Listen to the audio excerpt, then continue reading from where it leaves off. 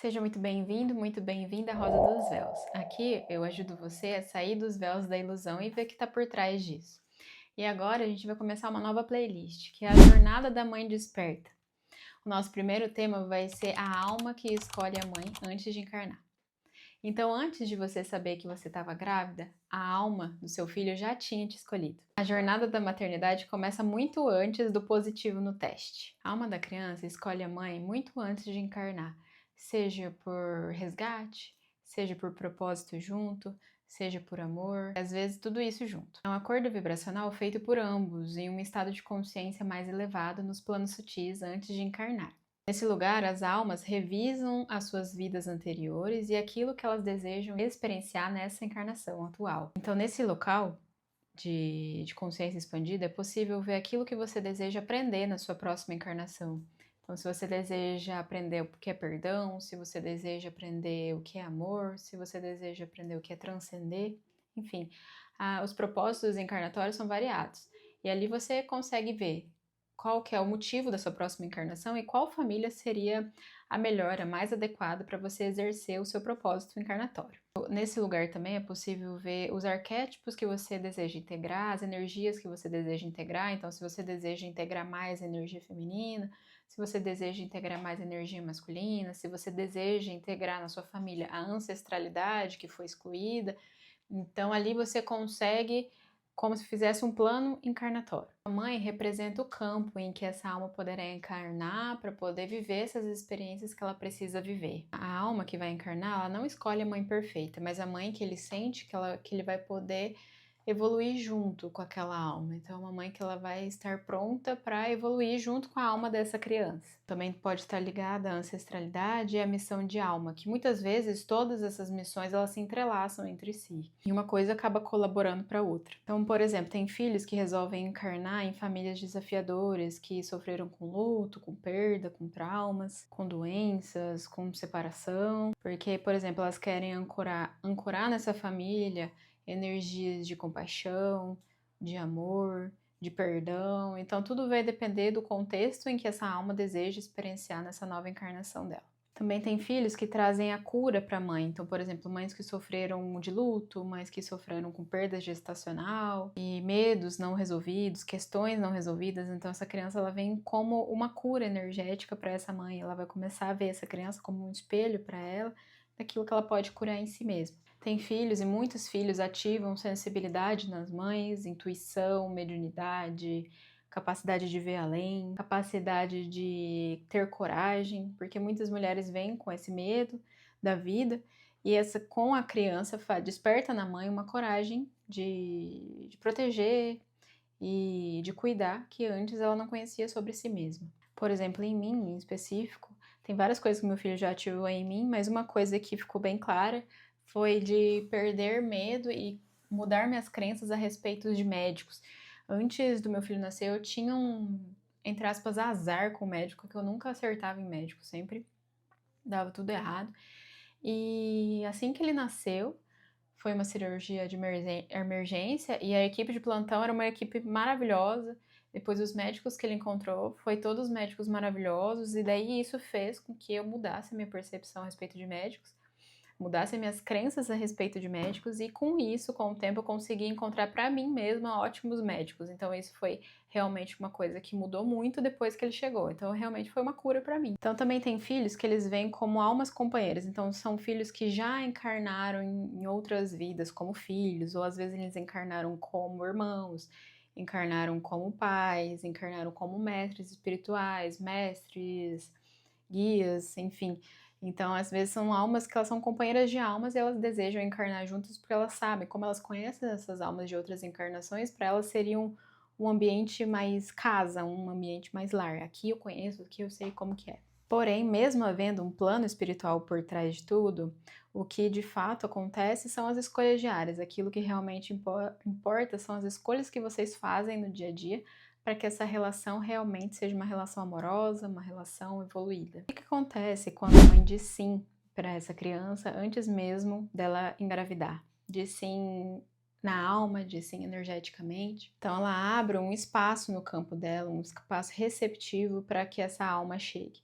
às vezes pode encostar até mais de uma alma nela, mas aí essas almas começam a ver qual realmente estaria mais pronta para encontrar ali o caminho através dessa mãe. O útero dela se torna um templo vibracionalmente, não só fisicamente, mas também vibracionalmente. Então ele começa a curar o feminino, curar a ancestralidade, preparar o corpo dessa mulher, ela começa a tomar outras atitudes, começa a comer de outras formas, para tudo energeticamente preparando essa mulher para o que vai vir. Algumas mulheres, inclusive, sentem o filho perto antes mesmo de engravidar. Uma vez, eu acho que uns 3 meses antes de eu engravidar até, eu vi na minha amiga uma mãozinha assim saindo dela assim, e até eu falei para ela, nossa, eu acho que você vai engravidar. Deu 3 meses, era eu.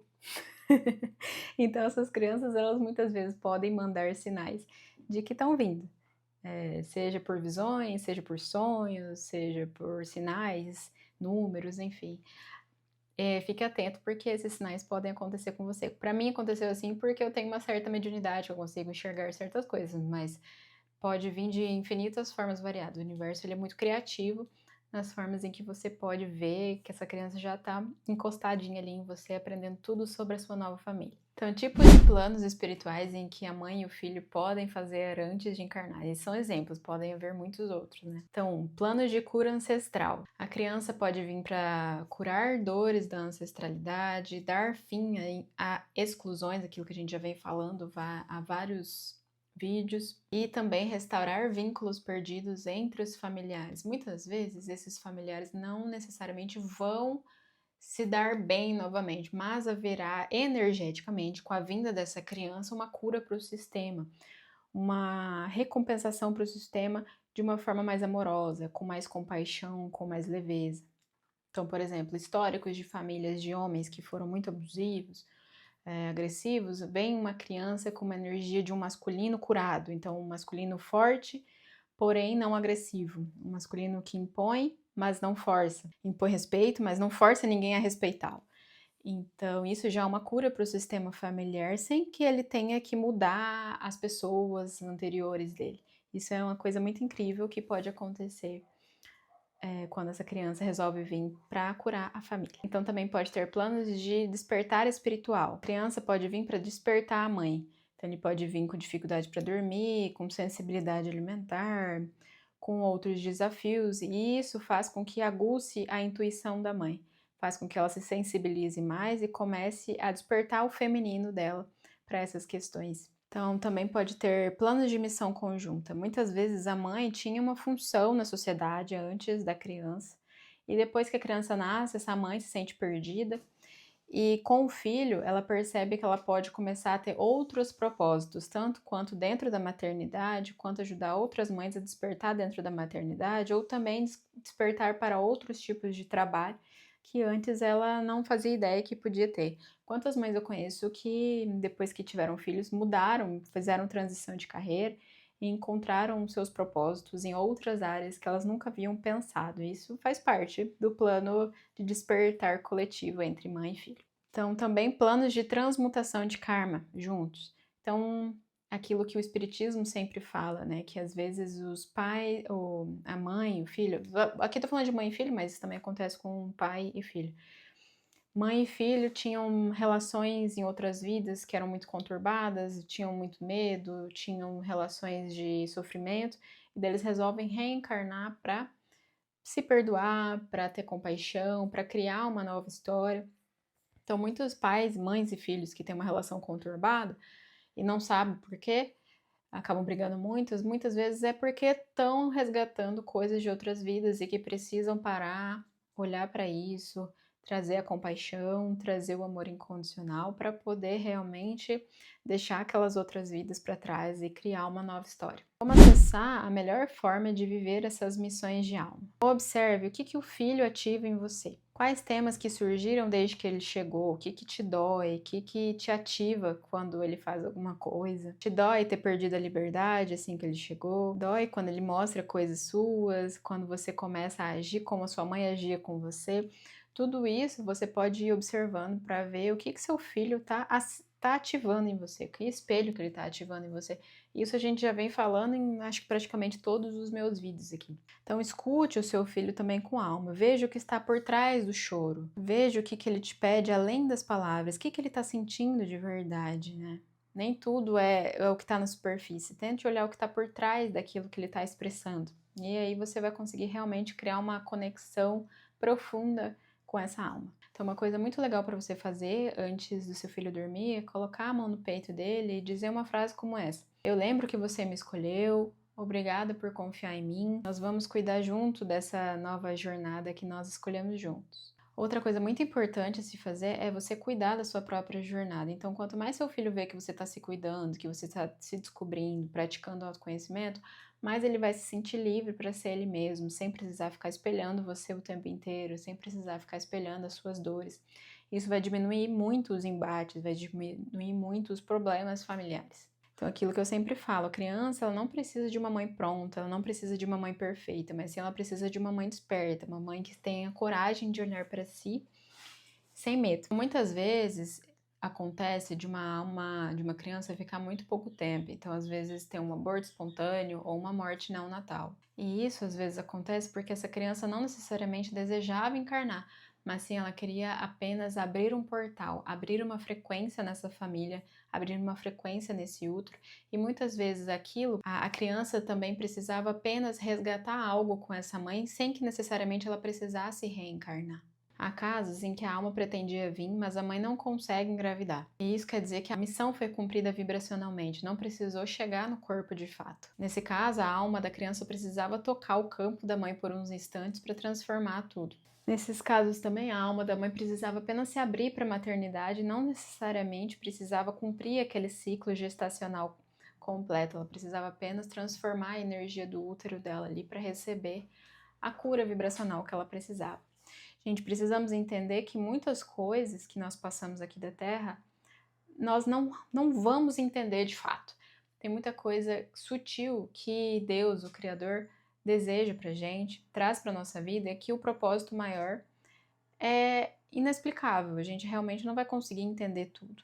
Aqui eu tô trazendo breves explicações de certas coisas que acontecem, dos mistérios que acontecem, mas não que necessariamente nós vamos entender linearmente tudo o que acontece. Sim, temos que criar uma confiança no divino de que isso vem para o nosso bem maior e de que, por exemplo, essa transformação no seu campo, no seu útero, era o que você precisava para aquele momento.